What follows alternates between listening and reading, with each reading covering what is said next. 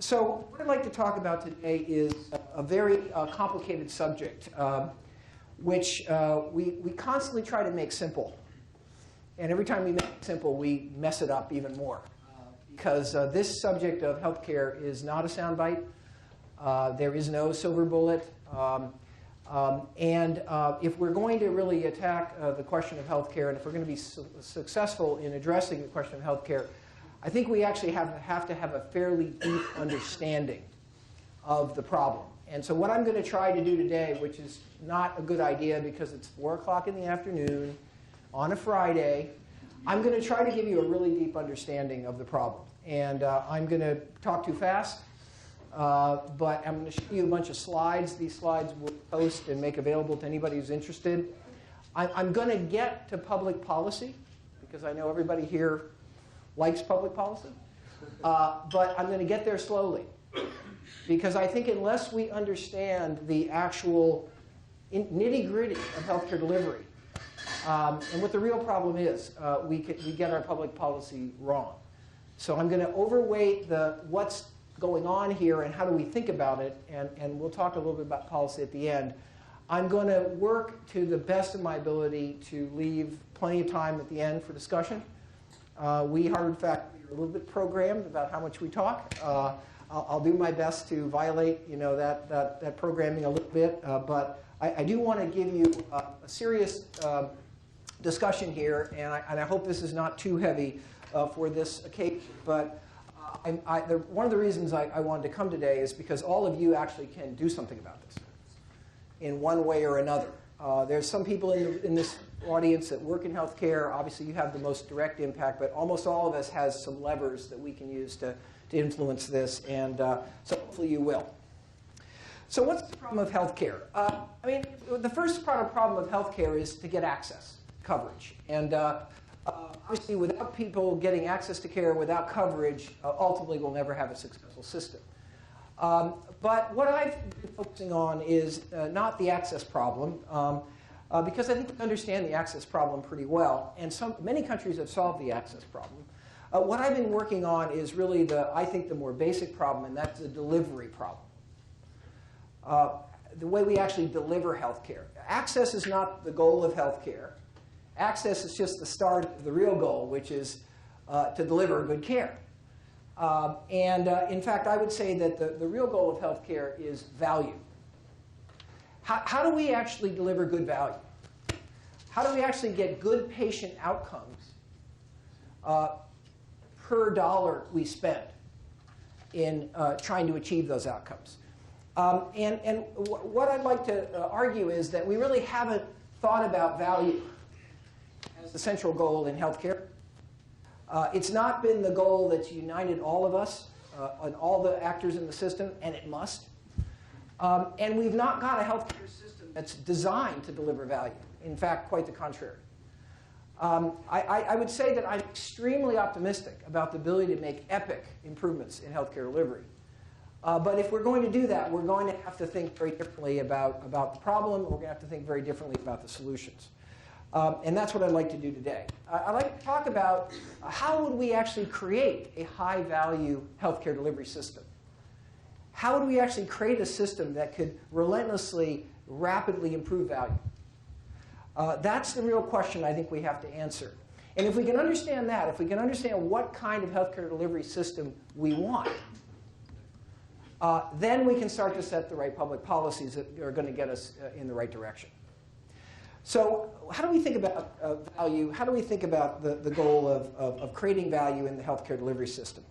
Well, I think the first conclusion that I reached, and this was now quite some years ago after the first wave of work in healthcare. This is very echoey to me. Is it echoey to you? No. No? Good. OK. Well, I'll suck it up and go ahead. What I realized was that if we're going to create a high-value system, we can't do it incrementally. This is a very, very tough thing to have to say. If we make incremental improvement, but we don't attack the actual underlying structure of the system that we have today, I've come to believe that we will never be very happy with the results.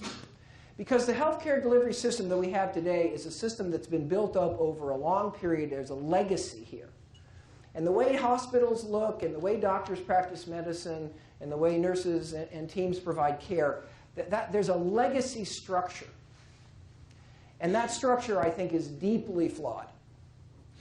Now, we can make things better with incremental improvement. For example, let's take an example of safety.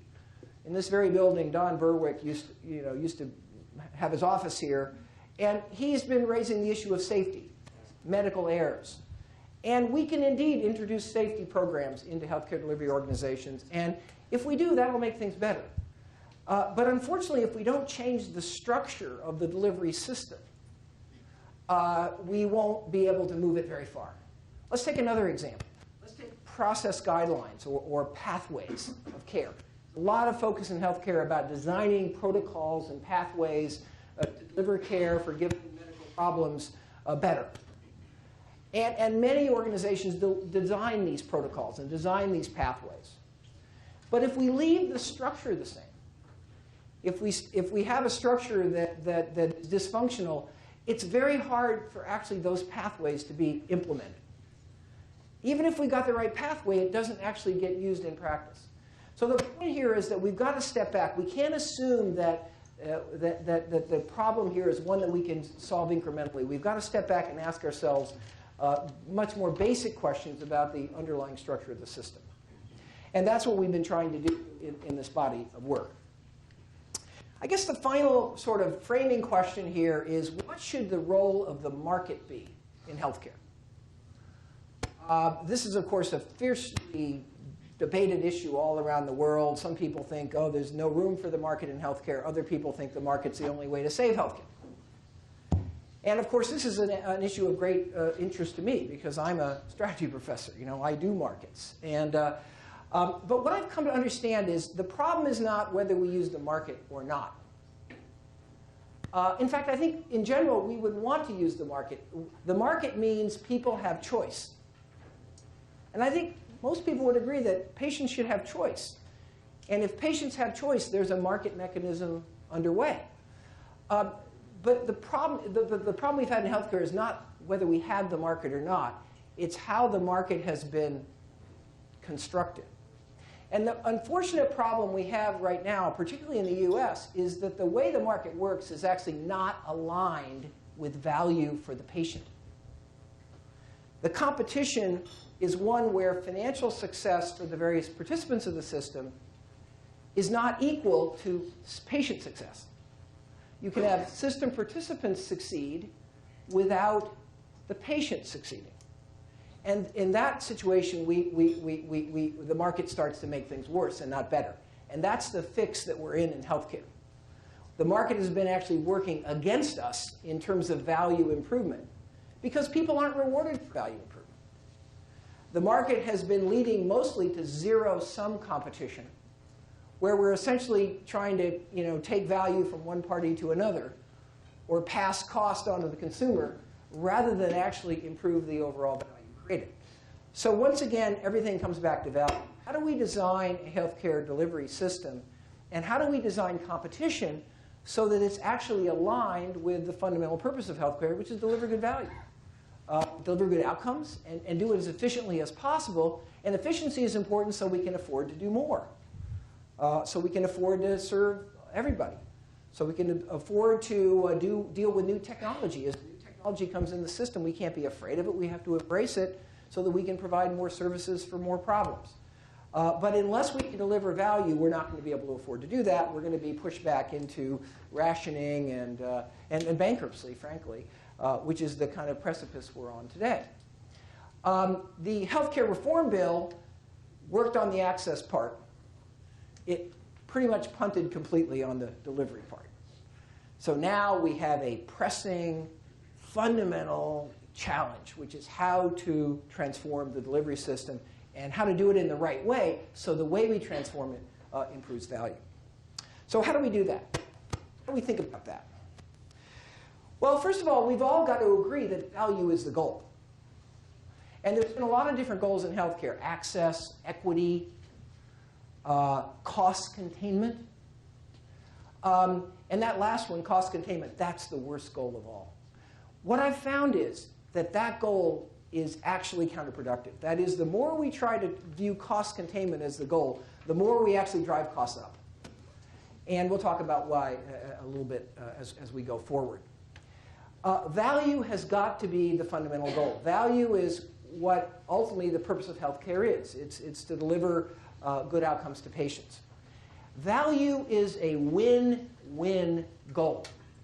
If we can increase value, if we can improve outcomes per dollar spent, obviously the patient benefits, the payer, the government benefits, the provider who does a good job benefits, everybody benefits.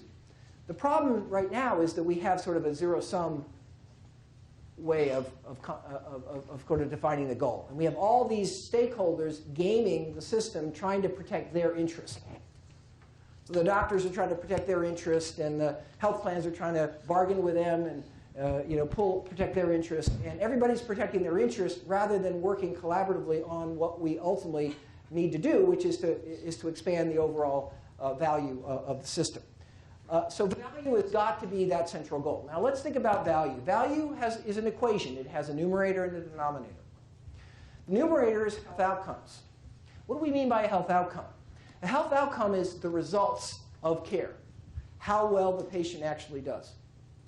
What we know about outcomes is there's always multiple outcomes for any medical problem. There's survival is an outcome we often measure because it's certainly relevant. But there's many other outcomes. How functional is the patient? How arduous and protracted was the care delivery process? That's an outcome. If we have a patient that has to be debilitated for 6 months in order to get cured, that's certainly a lot worse outcome than if a patient can do outpatient care and continue to work while getting treatment. And then there's another part of outcomes which has to do with what we call the sustainability of health. That is, how long does whatever you did actually persist in terms of keeping you healthy? So when we think about outcomes, we can't think about one narrow outcome, that there's one outcome. Economists like to try to collapse all the outcomes of healthcare into one number. That's a mistake. Never work, impossible, dead end, blind out. We've got to understand that outcomes are inherently multidimensional. Different patients will actually have different values about which outcomes matter the most to them. And we've got to allow those choices to be made. Outcomes are revealed over time. We don't want to measure the outcome of a surgery 30 days after the surgery. We want to measure the outcome of a care process over the time period by which the care process emerges in terms of the results that it achieves. So when we think about outcomes, these are some of the concepts that I'm going to build on a little bit later. On the denominator of the value equation is cost. How do we think about cost? Well, what we care about is the total cost of all the services involved in providing the care for the patient's medical problem, whatever it is, breast cancer, diabetes, and sometimes it isn't a problem, like pregnancy and childbirth. That's not a problem, but it's a care cycle. And when we measure cost, we want to add up all the costs in the care cycle. Now, the mistake we tend to make is we tend to focus on the cost of each individual intervention or service in the care cycle. And we try to control that cost by squeezing down the reimbursement to the physician a little bit, or by figuring out which are the high-cost services and trying to limit those high-cost services. We've got kind of a battle going on between Medicare and the provider community about limiting high-cost services. Right now, they've really got the imaging thing as a bee in their bonnet. They don't like the idea there's so many images. And they may be right, but that's the wrong way to think about cost. The right way to think about cost is the total cost of the full cycle of care. And what we may very well want to do is spend more on some of the things in that care cycle, and we might want to spend less or may even eliminate other things in that care cycle. But we won't understand cost unless we think about it that way. And I'll talk a little bit about that in a minute. I've come to realize, and this is something that really over the last year I've come to realize it, is that people in healthcare, and this is no disrespect, people in healthcare literally don't understand cost. Can you imagine that? We've been having a 20-year discussion on costs in healthcare, And yet if you ask a healthcare organization, what is the total cost of dealing with Mrs. Jones's breast cancer? Not a single healthcare organization in the world can answer that question. Because the cost accounting systems have been misaligned with the way to think about cost from a value perspective.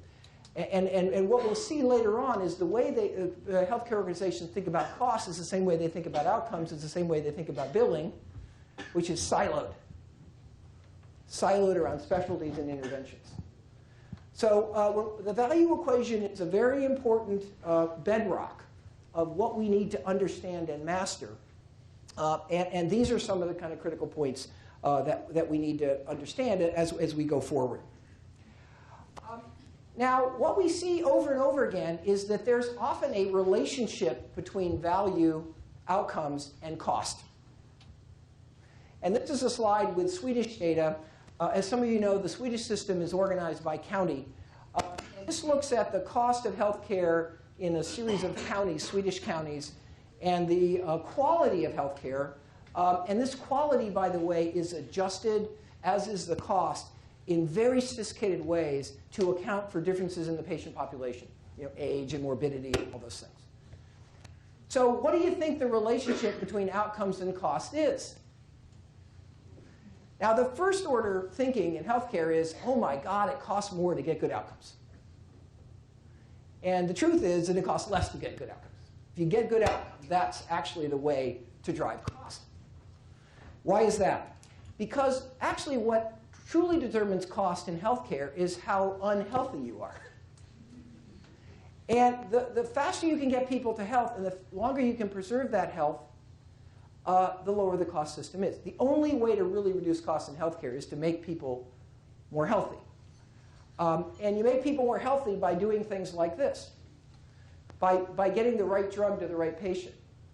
By doing the treatment in a timely way so you don't have to interrupt it. By using a less invasive process that requires less recovery time and days in the hospital. By making fewer mistakes. By having less disability at the end of the care process. But of course, all these things which are wonderful outcomes for patients, lower cost. And so what we find is that in the value equation, the real leverage is on the numerator. Driving the numerator. Now, for sure, we can do some things on the denominator, but it's really driving that numerator that's important. But guess what? We don't know what the numerator is because we don't measure it. We don't measure outcomes. Almost never. So we'll talk about why, and we'll talk about what the opportunities we have there are. But again, if you think at the very highest level, and if you kind of get these basic concepts, it starts to tell you what's our policy agenda. You know, in the 7 million page healthcare bill, there was one page about outcomes. One page. And you know how that page got there? I'll take some credit for that. I happen to know Senator Jeff Bingaman from New Mexico, and I ran into him in the airport. And I said, Senator, there's nothing in this bill about outcomes. And he said, OK, Mike, let's come up with something. So we got it into the bill, you know. But it's the nth footnote on the last page. And yet, any clear thinking about the problem of healthcare delivery says that that's our most important single lever, is actually measuring the results. And there's lots of reasons why it's hard to do, and I'll get to those. But again, just these are some of the big messages I want you to take away, at least from the work that we've done. So what do we need to do? Well, we've come to the conclusion, based on not only the work published in the book, but all the subsequent work over the last 4 years, that there are 6 fundamental strategic agendas to reform healthcare delivery. I put aside the insurance issues, not because they're unimportant, but because we're talking about delivery today. Number one, we've got to reorganize the care delivery structure and process. And we'll talk about how. And that's not only for specialty care, like cancer care, but it's also for primary and preventative care.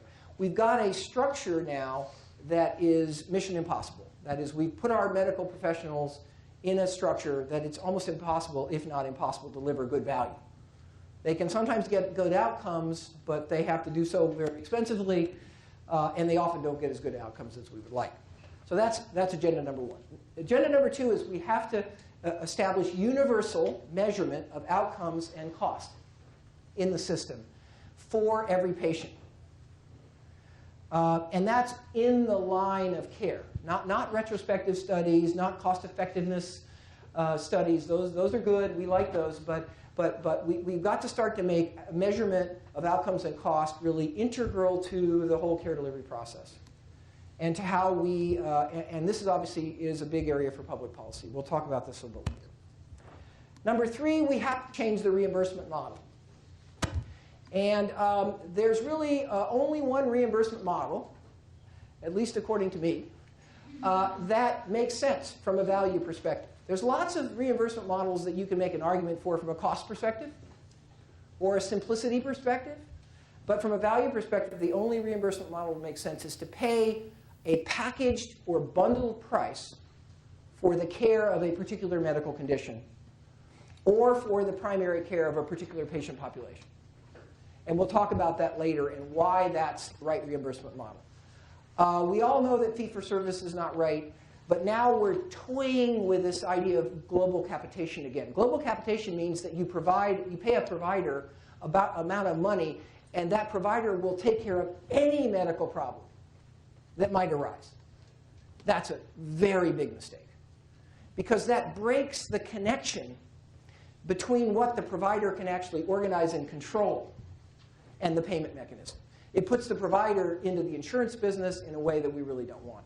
It also leads to consolidation and monopolization in the delivery network. And so we don't want global capitation. We desperately don't want it. Unfortunately, our commission here in Massachusetts recommended it for Massachusetts. I was horrified. But until the election is resolved, I'm not going to worry too much because I'm not sure what's going to go forward. But we have to get the right reimbursement model. And we got to make sure that the way we reimburse is aligned with creating value for the patient. We want people that create value to feel good about the reimbursement, to feel motivated by it. We want people that don't deliver value to be somewhat disadvantaged and penalized by it. So we'll talk about that a little bit later. Number four, we have to tie together the facilities and institutions in our delivery system, particularly those within the same organization. I mean, we all here in Massachusetts, we know this thing called Partners Healthcare. And Partners is a multi-hospital system, Mass General, Brigham, Newton Wellesley, and Faulkner, and other hospitals. And there's these outpatient facilities in various parts of the greater New England or Boston area. Well, guess what? Each of those hospitals is a standalone, unique organization. There's no connection between them. There's very little connection between the outpatient facilities and the inpatient facilities. And that's the way healthcare has been structured. We've got a lot of standalone institutions that kind of do their thing.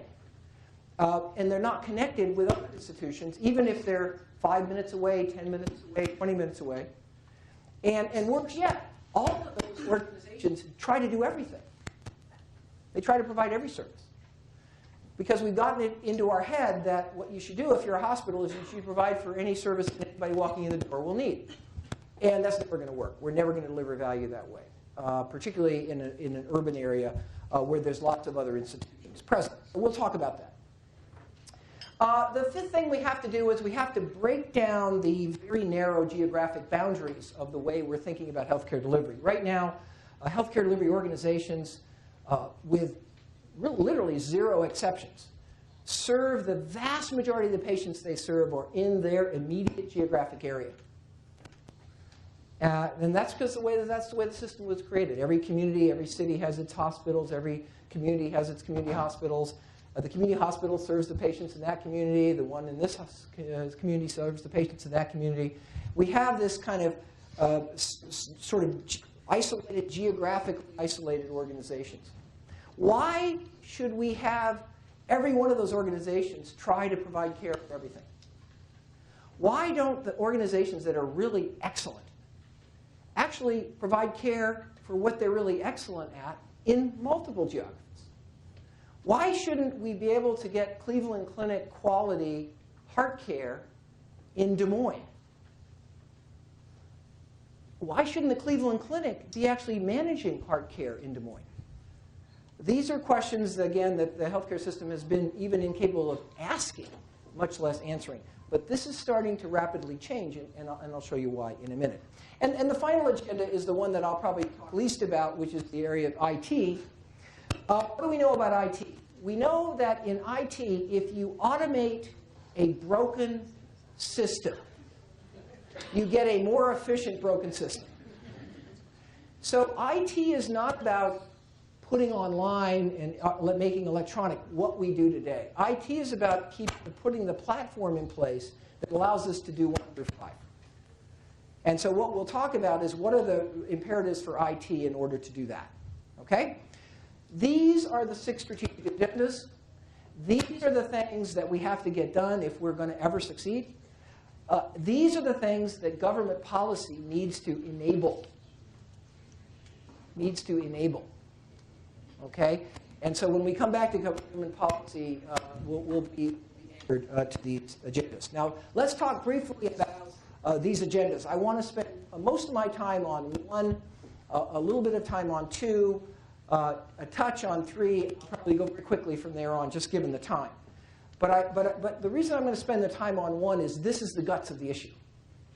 This is the coal face. You know, this is how caregivers engage with patients and actually deliver care.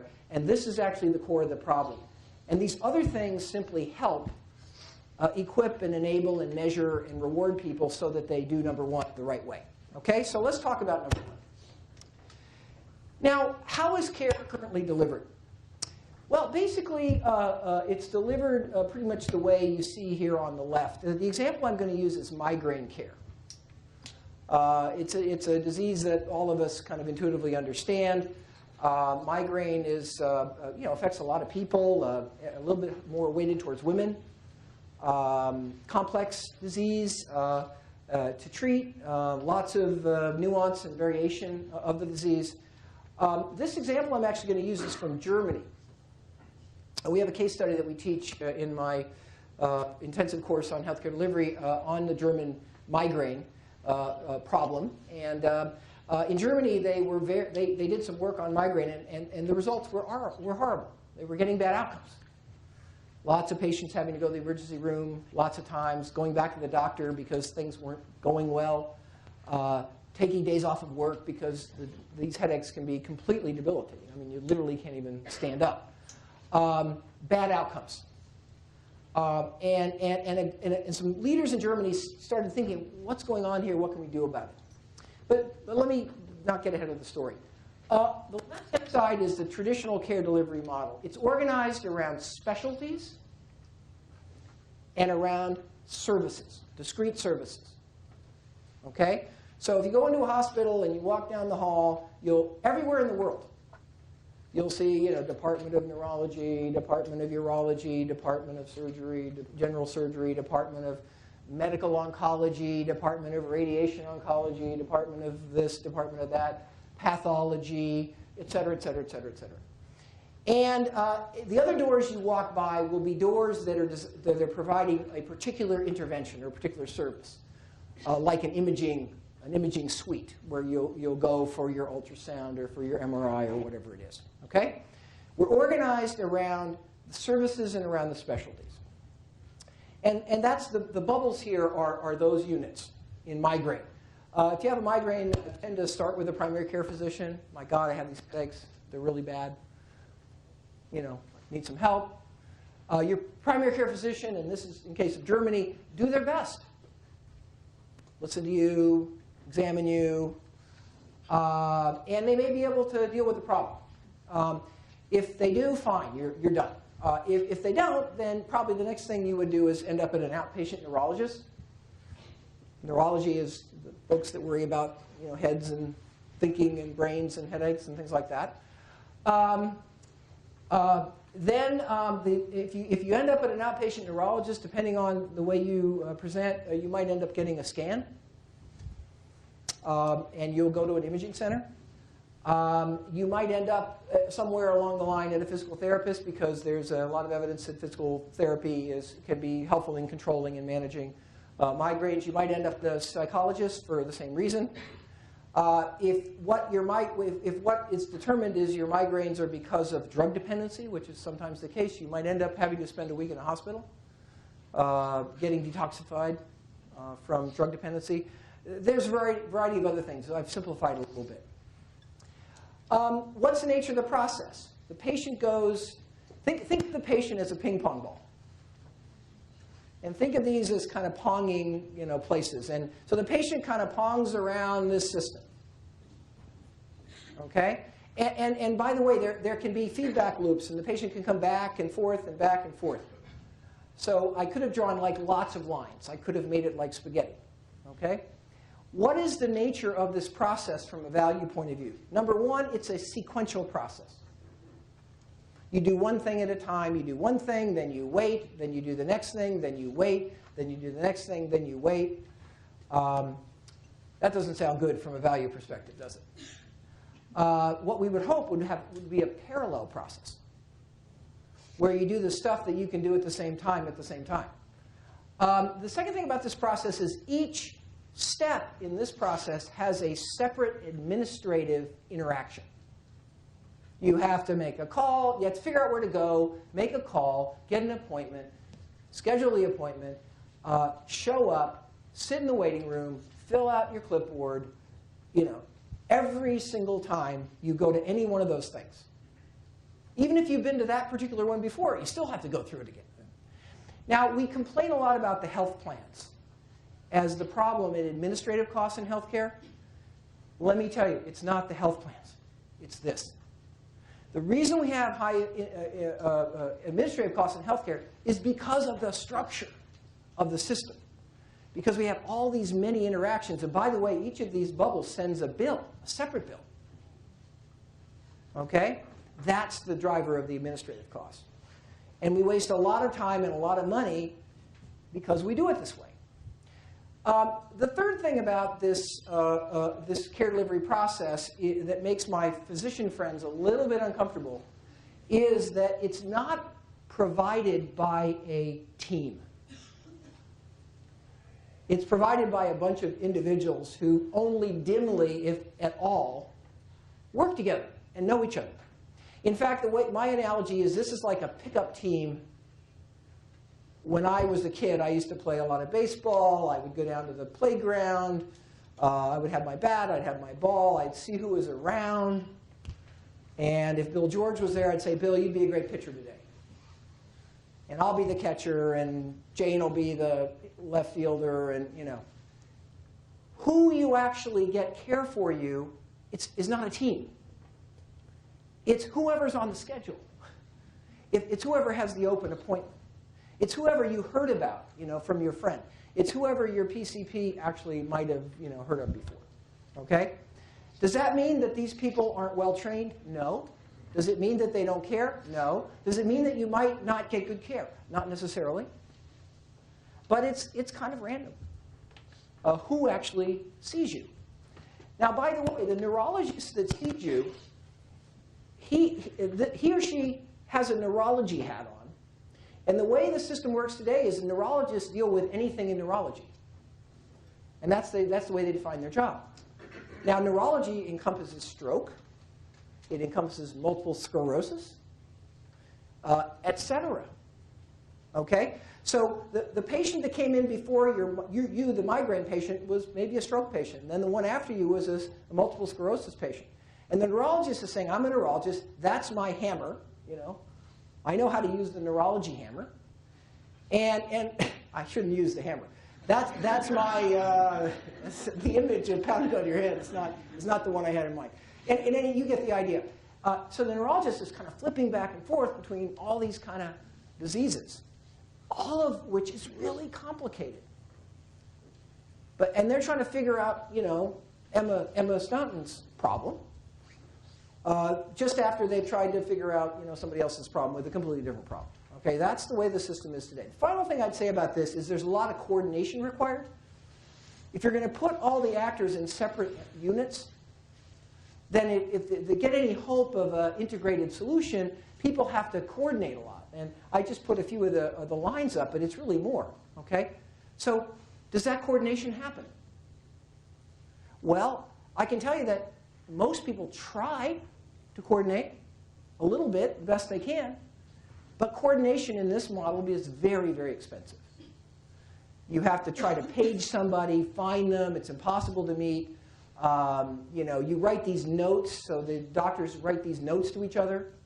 And everybody's reading notes. But the notes are notes. I mean, they're not people talking and exchanging subtle information. So basically, the coordination isn't very good. Let me just, at this moment, let me insert a point. Right now, there's this key idea of a medical home. And the core idea of a medical home is to have a care coordinator. Now, is a care coordinator going to solve the problem? Might make it a little better. Care coordinators are a perfect example of an incremental solution. The real problem of coordination is the structure. You might be able to make it a little better with a care coordinator, but you're not going to anywhere near solve the problem if you leave everything the way it is. If the neurologist is still in a different building than the other professionals, and if they're all busy doing other things, care coordinator is just going to be cleaning up the mess rather than delivering something excellent. So this is an excellent example of why we have to tackle the structure. Now, what did we do about this? Well, here's what the Germans did. Terribly simple, obvious solution. They created something called the West German Headache Center. Really a great, marketing slogan, but they created it. Okay. So what did they do? They put the skills necessary to deal with this particular medical condition in the same organization, in the same space, in the same building, in the same suite. And these people here are dedicated themselves, 2, 3, 4 days a week to the care of migraine. Okay? So everybody working in that middle box is basically an expert on this disease. Okay? And the idea is that if your primary care physician can't solve the problem, rather than referring you randomly through this odyssey, they say, OK, let's refer the patient to the West German Headache Center. And the West German Headache Center does parallel processing. You deal with one administrative interaction, only one. Only one place that you talk to. They set up everything. They coordinate it. You do multitasking as you go through the care delivery process. They make a very quick determination about whether you need any of the other bubbles. If you do, within a day or two, there's a sort of a one-day care model, and then there's sort of a 3-day care model. And depending on the severity of your disease, you might go to a 3-day care model. You come back the next day. You have a series of exercise therapy sessions, coaching from the psychologist, group sessions with other migraine patients. This model aggregates a lot of migraine patients. And so if you're sitting around talking to 12 migraine patients about how to control the disease, they talk to each other. And good things happen. Now, this headache center is not completely self-contained. They don't have an imaging unit inside the center. They don't have an inpatient unit. But what you see they've done is they've created affiliations to do all the things that they can't handle inside. So you don't go to the random imaging center that may have done a head scan 4 years ago, but most of the time does, broken bones. You go to an imaging center that has dedicated itself to being good at looking at these particular kinds of scans, and they have relationships with the people in the headache center, and they do a much better job. And so the philosophy here is, instead of organizing around the supply or around the services, this is such a blinding insight, organize around the patient. Oh my God. But that's not the way healthcare is organized. How can we deliver value if we have that structure on the left? How can even the most dedicated and skilled physician do a really great job if they're trying to deal with 75 things at a time, and if they don't get to work with a team of other people who they can be a team with? And if they can't accept the full responsibility for the care. See, in that model on the left, nobody accepts responsibility for anything except what they do. When they're done with the rehab session, they're done. But whereas in this model, these people have joint responsibility for the patient's success. Okay? Fundamental problem in healthcare sounds, I know you're going to be maybe skeptical that it's this basic, but the fundamental problem is we got to move from the left to the right. There's always going to be patients that are very unusual, that have funny combinations of things, but that's going to be a small percentage. In healthcare, we've been organizing around the exception. We've been sort of keeping our options open, keeping all the services separate. We need to start organizing around the rule. And if you're a breast cancer patient, the rule is that you're going to need a certain set of expertise. You're going to go through a certain kind of care process, and we want to put in the same organization all the facilities and the skills and the expertise you need for that. And then we'll have another organization dedicated to congestive heart failure and related conditions. And we'll have another organization dedicated to other conditions. And the more prevalent a disease is, the more of these organizations we can have. And the rarer the disease is, there may only be 2 or 3 places, literally in the United States, where we can actually provide world-class care. And so there, you're going to have a few centers with a lot of affiliations so that people can get good local care, but connected to the real expertise. This is the fundamental organizational problem of healthcare. In healthcare delivery, there's something called the cycle of care. This is breast cancer. This is very complicated, this healthcare delivery stuff. These are the sort of interventions and services required in this sort of cycle of care for a breast cancer patient. It often stretches over 6, 12, 18 months, depending on the particular situation, and how many therapies have to be implemented and so forth. Right now, we organize around each bubble, each slice, each dot. What we need to start to do is organize around the whole care cycle. We optimize the parts. We need to start optimizing the whole. And we haven't thought that way. And the system hasn't been structured that way for a lot of historical reasons. One of the most important reasons is doctors are not trained this way. Nobody's trained to be a breast cancer, I'm responsible for breast cancer doctor. People are trained as a surgeon. They're trained as an oncologist. They're trained as a radiation therapist or a radiation diagnostician. And so the way we organize today is the way we're trained. The way we organize today is also the way we're paid. We're paid, for those individual services, so it seems logical to organize around the way we pay. But of course, that's wrong because that's orthogonal with value. If we didn't have so many brilliant people in medicine, we'd be in big trouble. Because we make it hard for them to succeed. We make it hard for them to deliver value. And we make it really hard, if not impossible, to do it efficiently. And we got to change that. And until we change that, we're just going to be fighting a rearguard action, that will ultimately be hard to win. Now, on primary care, I don't have much time to talk about this. In fact, I have almost 0 time. But in primary care, again, we have a structure that's mission impossible. Typical primary care physician has a panel of 1,500 patients, maybe more, with every conceivable medical problem. And we expect them with one office, one team, to provide care to Mrs. Jones, who's disabled, and Mr. Smith, who has cancer and another terrible problem, and a healthy adult, all in the same structure. It won't work.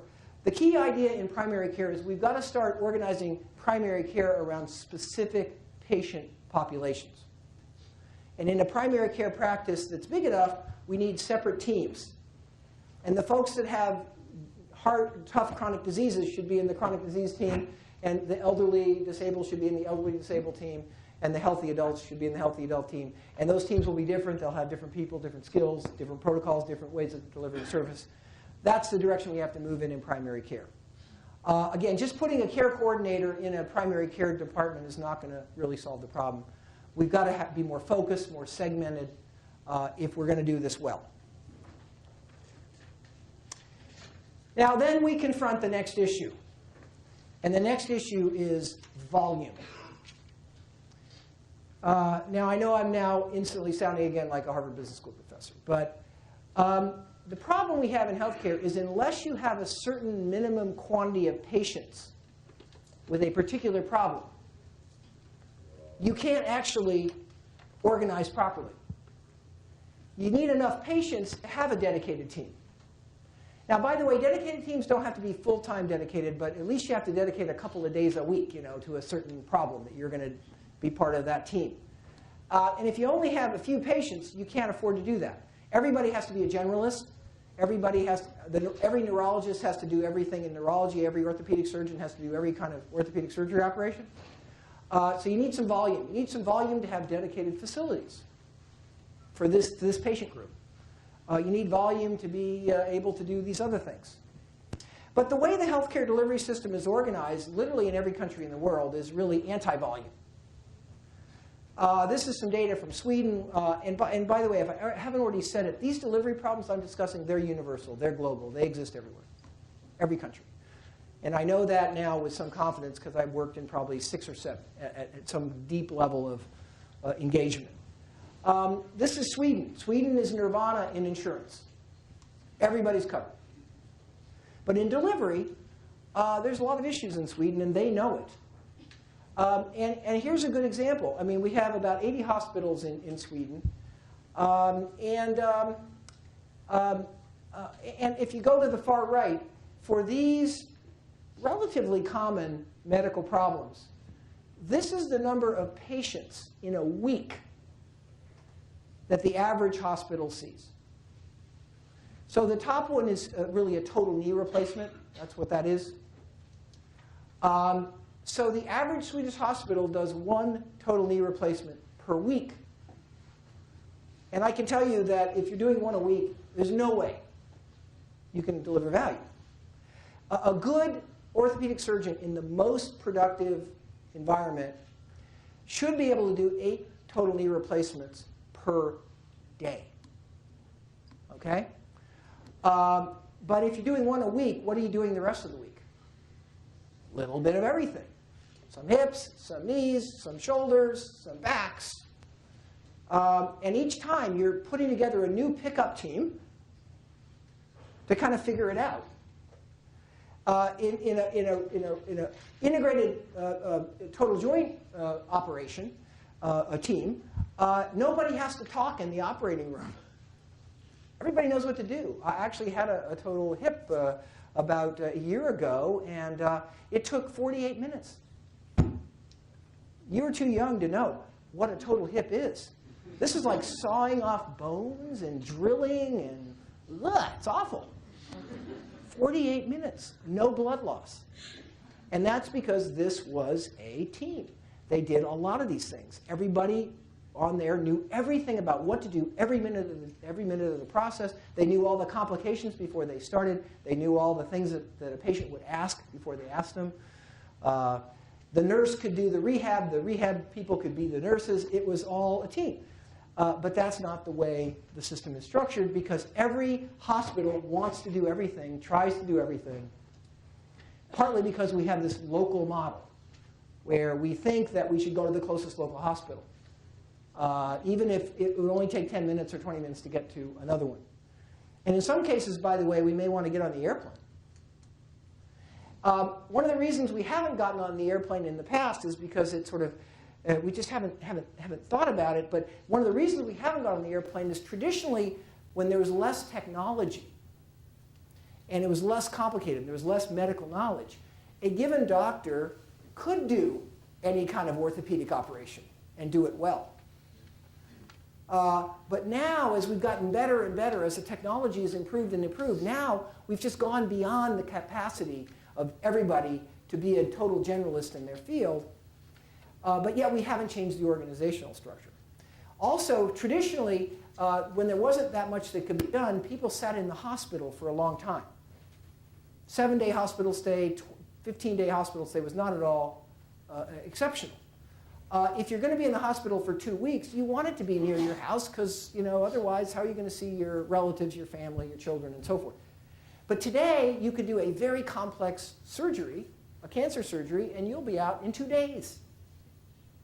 So doesn't it make more sense to go to a place that really is expert when the data is compelling that they'll do a better job, they'll remove the cancer better, there'll be less complication, and then come back home for your follow-up care? Well, that's the right model, but right now we're stuck on the wrong model. So we've got to kind of change our thinking about volume, about who service lines. Some countries are now moving to minimum volume standards.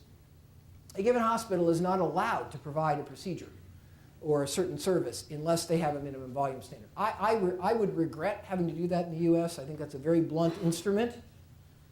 But we may have to if we can't get on with some of the outcome measurement and the other things that we need to do to get the system to restructure itself more organically, because volume really does matter.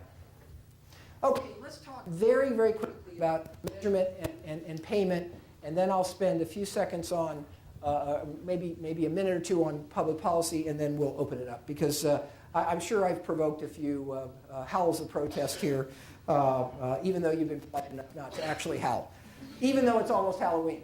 So in terms of measurement, this is kind of the measurement universe in healthcare. These are the things you might want to measure. Patient initial conditions is kind of how sick was the patient, how old, how did they have other problems when they started. Processes are what you do in the value chain. Indicators are markers of how you're doing, but they're not actually outcomes. And then outcomes are the actual results. So we've started measuring things in healthcare, but what we're measuring, unfortunately, is almost exclusively processes. What we're doing is we're measuring compliance with guidelines, whether the doctor did what he or she was supposed to do, whether the nursing team did what he or she was supposed to do. Now, do we want to measure processes? Well, all good organizations measure their processes. But the problem is that just measuring the process, particularly in healthcare, is a real trap unless you also measure the outcomes. Because there's a very imperfect connection between process and outcome, and patients are endlessly complicated. So trying to stipulate a particular protocol that will apply to everybody is almost impossible. But we've gotten hung up on process measurement. Now, why would we do process measurement? I'm going to ask rhetorically. The answer is it's easy to do process measurement. And you can do process measurement if you're organized in silos, because each silo can measure its own process. That's why we do process measurement. Measuring outcomes is more complicated, given the discussion I shared with you earlier. That's part of the reason why we don't do it. But we've got to move away from that. Now, to measure outcomes, we have to understand, again, that outcomes are complicated. And I already kind of talked about the idea that there's a hierarchy of outcomes for any medical condition. This is a framework that we've developed over the last 2 or 3 years, because there really has been no such framework in the field, to think about, what are the outcomes we need to measure. And this slide just gives you an example of how complicated this is. This is breast cancer. These are the outcomes you probably want to measure. And these are some of the initial conditions or risk factors that you need to capture in order to adjust those outcomes for initial conditions. Now, breast cancer is admittedly a very complicated disease. Some others would look a little less scary, but you have to measure multiple things, and that's been a bit intimidating. We often, in cancer, it's quite universal. We always measure survival in cancer, but by and large, that's where we stopped in measurement in that particular field. Now, what we've done recently is we've actually proven beyond a shadow of a doubt that we can actually do this, that we can actually measure outcomes. And Exhibit A is organ transplantation. Here's a public policy triumph. I knew this would get everybody's attention. Here's a public policy triumph. Some time ago, because of scandals, we created the National Organ Bank. But some smart Kennedy School leadership fellow, I hope, figured out that if we were going to allocate organs, why not make a requirement that if you got an organ, you had to report your outcomes? So it's mandatory that everybody in America that does an organ transplantation of any type has to report certain outcomes. And this is one of those outcomes, 1-year graft survival. So in the case of kidney, is the transplanted kidney functioning after a year? And this was the data, the first year that the data was published. 87 to 89. And all of these dots are centers that do kidney transplantation in the United States of America. And there were 219 of them. Now, again, here's another example of fragmentation. That's too many. Look at how many centers did less than 50 cases in 3 years. Okay? This is the problem of fragmentation. Every hospital, to be cool, to be prestigious, feels like they have to have a transplant team and heart transplant team, and they can be on the news, and it's very exciting. But you need a certain amount of volume to really have a team, a kidney team. And a lot of these centers don't. Now these yellow and red dots those reflect risk adjustment. So you'd think that, wow, this is complicated. How could we avoid biasing outcomes because patients are so different? Well, they've got a very well accepted system of regression analysis, and the red dots are the centers that did better than expected given their patient mix. And the yellow dots are the centers that did worse than expected given their patient mix. And you can see that there's not many reds and yellows. That's because of statistics. Because unless you have a number of data points, you can't reliably argue that one is better than expected or worse than expected. Now, for the typical traditional medical thinking, if you don't have statistical validity, you shouldn't do it. And of course, what we believe and what we know is that we have to do it. And whether it's statistically valid doesn't matter. We've got to measure those outcomes. We've got to track them over time. We've got to see if we're getting better. We've got to understand the patients that don't do well. And we've got to figure out which other centers do a good job. Outcome measurement is not for us, the consumer. Outcome measurement is for the doctors and their teams. That's who it's really for. And there's been many examples around the world where it's not made public, but boy, there's been a lot of impact just from the measuring process. Now here's what makes you so enthusiastic about the future of healthcare. I'm going to show you the data from the most recent 3-year data cut that is available for the same metric and the same condition.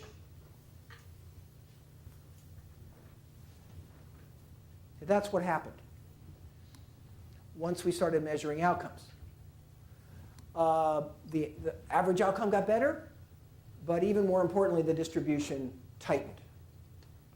We still can't prove who's necessarily better. This is not a tournament, it's not baseball. It's about being able to kind of see how you're doing. Why did these numbers improve so much? Because for the first time ever, people actually knew where to look to figure out how to get better. In healthcare, it's legendary for how slow the diffusion of innovation is. The typical number that people use in healthcare takes 17 years for a proven concept to get used by the majority of providers. And that's because there's no outcome measurement. Everybody thinks that they're above average. And oh my gosh, I'm up to date. I do it well. But when you have outcome measurement, you have this market for ideas and look at the improvement, even for one of the most complex medical problems on the face of the earth is dealing with these organ transplants and all the rejection and all that sort of thing. This is what we can achieve everywhere if we start doing this. Okay? We've got to start measuring outcomes. The Swedes are the best at it. Swedes have national quality registries with very high levels of compliance in many, many areas. These are just some of them. We don't have time to discuss it. On cost, I've kind of given you the big messages. In order to understand cost, we've got to measure it the right way. And I'm actually doing a study now with Professor Kaplan, Robert Kaplan at HBS, where we're really sort of thinking about how to redefine cost accounting in healthcare. And I'm very, very excited about what we're going to be able to accomplish there. A few quick words on pricing, and then we'll turn to public policy. I said before that the right model is not fee-for-service. It's not global budgeting, which is to give a hospital a certain budget and say, spend the money and then you're done. Some countries have tried that. You know what happens? On the 27th of the month, they turn off the lights. They're done. And after they do the 21st budgeted knee surgery, then they're done. And that doesn't work either. Global capitation I already talked about. What's the bundle model? Here's an example of a bundle pricing model that's actually in operation in the county of Stockholm in Sweden. And what the bundle is that everything in the yellow box is covered.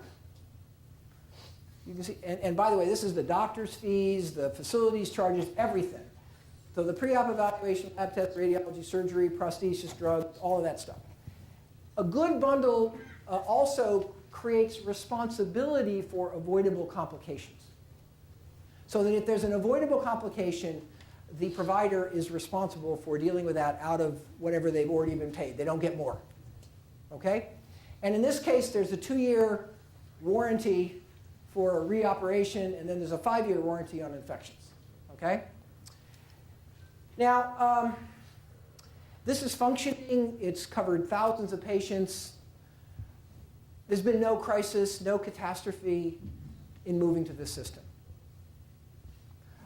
The number that most of my clinician friends are very interested in is the number on the lower right-hand corner. Some of you can't see it. You know what the bundle price is in Sweden for a total knee or a total joint? It's $8,000 US. Okay, now you all are too young. You don't know anybody that's had one of these. But in the US, it's going to be $25,000 to $40,000.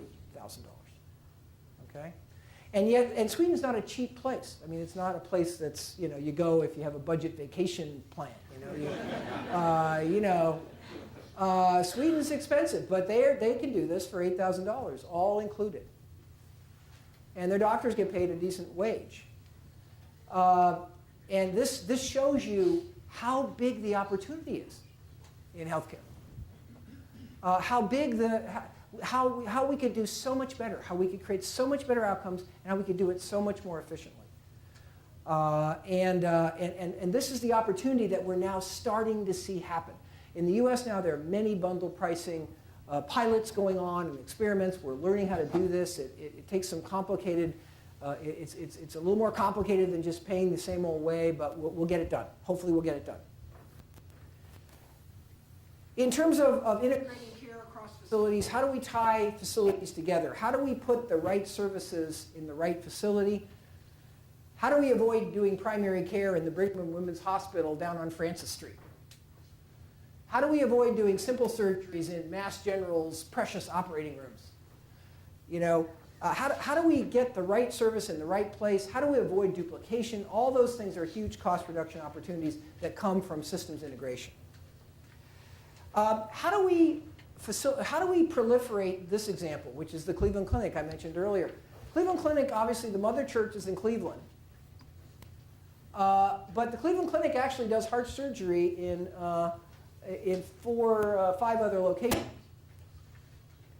that they don't own in most cases, where they have an affiliation, and where the physicians work for the Cleveland Clinic, the surgeons. They're measured by the clinic, they're trained by the clinic does the billing, the clinic does everything. So you can get Cleveland Clinic heart surgery in Cape Fear Valley Health System in North Carolina. And what they found is they can get Cape Fear Valley Healthcare System up to Cleveland Clinic quality and value standards very quickly. Except for the most complicated cases, in which case they will recommend that they go to the mother church, where you have somebody that does so many complicated cases that they don't seem complicated anymore. That's the future of healthcare delivery. And we're starting to see these affiliations pop up and bubble up throughout the system as community hospitals understand they shouldn't try to reinvent the wheel. Why reinvent the wheel? Why not go and work with the best? Why not affiliate? That's the way this market should work. IT, again, I won't spend much time, but IT has there's a set of standards that we have to achieve in terms of IT if we're going to enable all of this. And here we have Harvard is deeply ensconced in this issue because David Blumenthal is heading up the IT effort in Washington. I think this is probably the best part of the Obama administration healthcare approach. This is the area where they've done the best work, where they're making the most rapid progress, is in IT. So that's an area where I'm cautiously optimistic that we're already on the right track. But in the other areas, we have a long way to go. Okay, well, let's finally talk about government. What does government need to do? And I think if all asked you to write down on paper in front of you what government needed to do, I would hope that in an audience like this, you could have made this slide. Because I think it falls out pretty clearly if you know what the real problem is. Number one is outcome measure. That inherently is a function where government has to play because we want the same standards, the same metrics all across the country. Okay, we need government to play there. And we need to create a reporting structure that's fair and open, like in transplant. In transplant, those outcomes are reported by an organization called UNOS. There's a website. You can go look at it. It's not so user-friendly, but you can figure it out. Number two, we got to shift reimbursement, and Medicare has to take the lead. Because if Medicare does it, others will do it.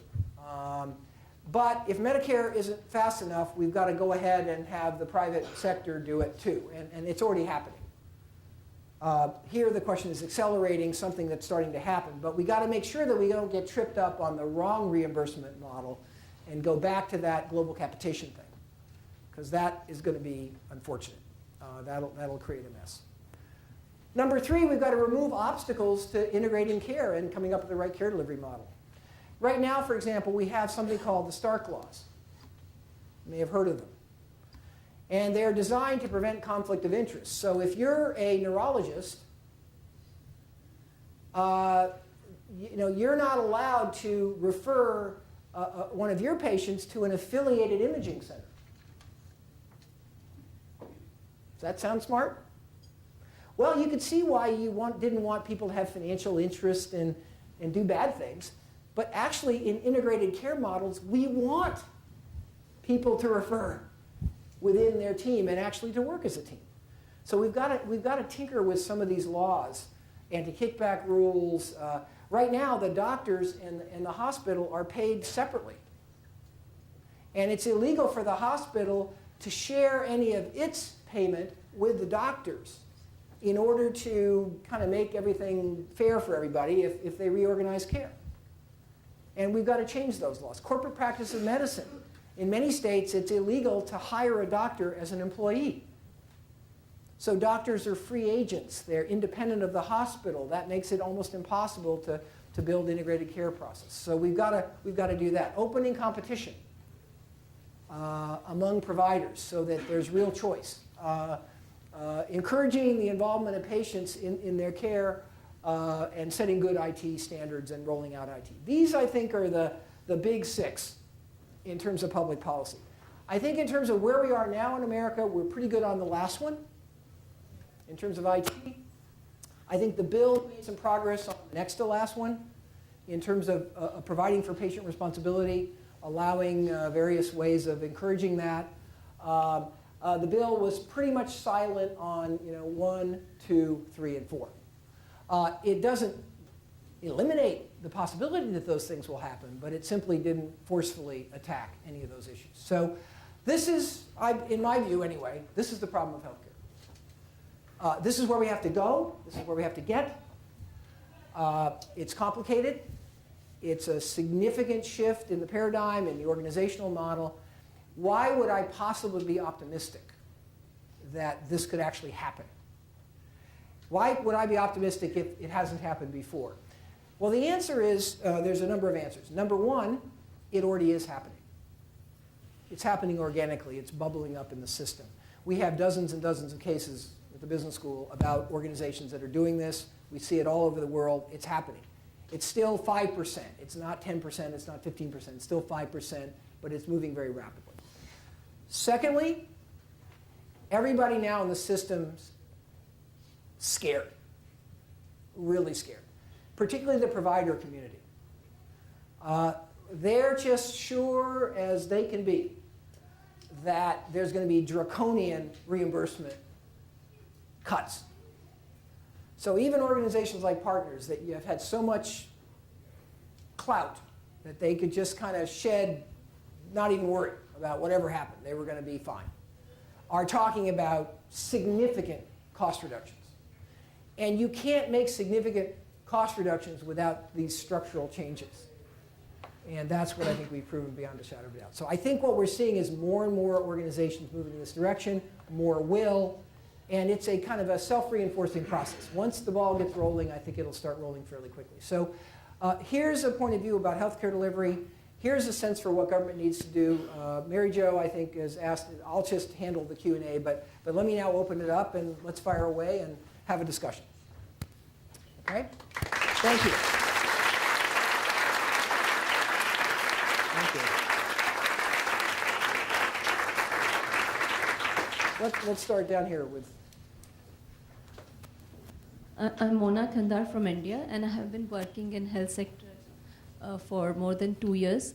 Now, what you have presented, I think it's not limited only to the USA, but it has got a significant spillover effects in developing countries Right. and poor countries also. Yep. Because they are being advised like that.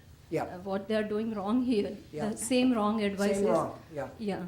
So I think for the international community as well, they need to be aware about this facts. Great, thank you. Well, I agree. We have something at Harvard called the Global Health Delivery Project. And before he left Harvard, Dr. Jim Kim, who is now at Dartmouth, actually persuaded me to work with him and Paul Farmer and others on sort of taking these concepts and really trying to develop them further for a developing country context. So there are articles on this, there are case studies, we'd be happy to share them to you. By the way, maybe I'll go back to the very first slide here. Down here in the small print, I guess there's no slide. There's a website we have called, at the Institute for Strategy and Competitiveness, isc.hbs.edu, on which you can find all the stuff you could possibly want to see on advanced economy healthcare, on global health delivery, but we have very much done that, and we believe that you have to change, some issues that you have to deal that are different in a poor country, and so we've tried to work on that. But thanks for the question. Let's see, who's next? Right here in the middle. Yes, thank you. Please, by the way, tell me who you are. If you're a doctor, I want to know. If you're a litigator doing malpractice litigation, I want to know. My name is Laura Barrett, and I am a joint degree student at the Kennedy School and MBA school, and I most recently work with the Health and Human Services Department. Great. And one thing I'm curious about that I don't feel like I ever heard people mention is when we think about how many of the costs we're incurring come from the fact that we now have the ability to keep people with chronic diseases alive for so much longer. My question is, why don't people discuss putting some more funds into research that would yield cures? Is it because big pharma is completely against cures because there's income, or because our patient population's into instant gratification? But would that not solve a lot of the monetary crisis? Well, I mean, I think it's well understood that preventative care is good, and that we should do much, much better in preventative care. It's been poorly reimbursed. It's been organized in a way that, as I said, is not very effective. And I can tell you that chronic disease is where a lot of the money goes because there's so many customers, So I actually think the problem in the United States is not so much the medical science and the research. I think we're doing pretty well there. We got a lot of good stuff. The problem is really on the delivery side and the inefficiency of the delivery side. And I think we want medical science to keep allowing us to deal more and better with everything. We don't want to stop the bus. But see, what's happened is the cost gets higher and higher and higher because we haven't tackled these issues of value. And therefore, we start getting worried that we don't want the newest generation of MRI because that's just going to make things worse, even if the newest generation actually works. So I think that I wouldn't put the blame on pharma or any other supplier industry. I would say that they can do a lot better. They've been playing the game that we've created. For example, right now, many cancer drugs get used very frequently, but they only work for 10% of the patients that use them. And that's a problem of delivery. that we're not getting the right drug to the right patient. And that's partly because we're not willing to spend the money kind of developing the diagnostics to kind of understand which drug will work with what patient. And so I don't think we should try to control science to reduce cost. I think we need to reorganize delivery. And I have a very deep conviction that we could deliver the outcomes we do today for 50% of the cost. That's how big it is. And imagine what happens if we went from 17% of GDP to 8.5% of GDP. All of a sudden, it wouldn't seem so scary that we could tackle another disease. And right now, we are in a very bad place because we're so inefficient and the cost is so high that we feel like we're at the breaking point. And that's a very bad place to be. I mean, the UK has been more like that. The UK has been very much oriented, we can't afford this, so how can we decide whether this 85-year-old should get the hip or not, whether it's worth it. I believe, there's a lot of talk now about doing comparative effectiveness and proving that, a drug is worth it in terms of extending life. I get very nervous about that whole mindset. I would rather see us focus on value improvement. And I think we can improve value a lot, and I think it'll be a long time before we have to make these awful choices about who deserves the care and who will get enough benefit to justify the expense. I think that's a very difficult discussion for Americans to have, and I don't think we need to have it if we can have a discussion about these issues. Okay, yes, sir, here in the blue blazer. Well, thank you for your talk. My name is Toph Peabody. I'm a former Zuckerman Fellow. I did my MPH here, and I'm an emergency medicine physician at LA County, resident physician. So still in training. My question, and I'm not in primary care, but my question was related to your comments on primary care, the medical home model. Mm-hmm. The model that was proposed is, if you have diabetes, you go to the diabetes doctor, and if you have a hip replacement, you go to the hip replacement doctor. And I think that's great for people to become really good and proficient in one procedure, and I think that's more efficient. You prove that. But what about the patient that has, the diabetes, the hip, and the coronary artery disease, and the other thing? I think that's what the medical home kind of does, is that it is able to kind of take that complex patient so that they are coming in on their meds to the emergency room with a certain thing where then I can plug them into the guy that does a great hip procedure. You know what I mean? Yeah, I do. So I just wanted to know kind of what your model would be for the complexities of that. Okay, so first of all, let me emphasize, we need to keep the primary care. The primary care is the generalist. The primary care is the kind of way that hopefully you connect the dots across various problems.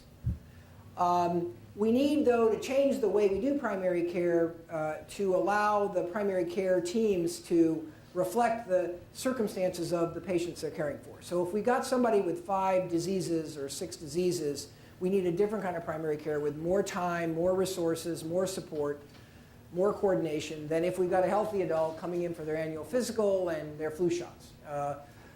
So we want to keep primary care.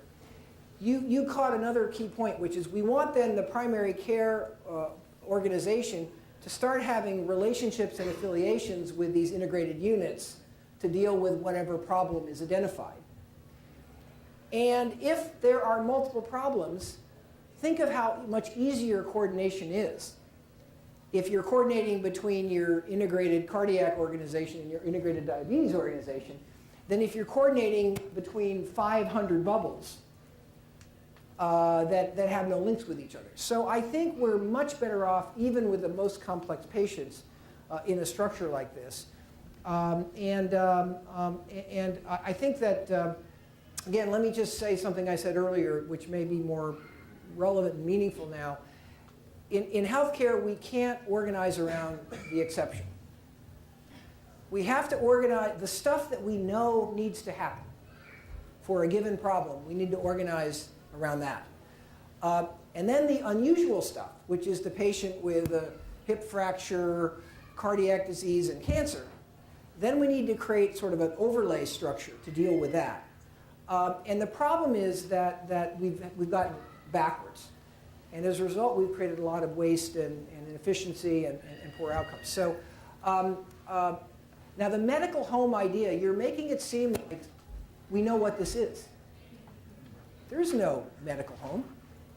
This is the theory, and the core of the medical home theory is care coordination. And what we've got to work out is what the real medical home that we really want should look like. Because if all we have is just some poor harried person trying to connect the bubbles, it's not going to amount to much. That's my opinion anyway. You didn't ask me the question I was afraid you would ask, which is, how do I think about emergency medicine? Because see, emergency medicine is another one of those things where you got all this stuff coming in the door, and it's highly variable. And you might have a stroke patient, you might have somebody with a broken toe. And emergency medicine has the problem of how to organize to deal with all that stuff fairly efficiently. I think what we're learning in emergency medicine is, first of all, let's segregate the hard ones from the easy ones. And then among the hard ones, for the things that require a lot of coordination, let's have a stroke team.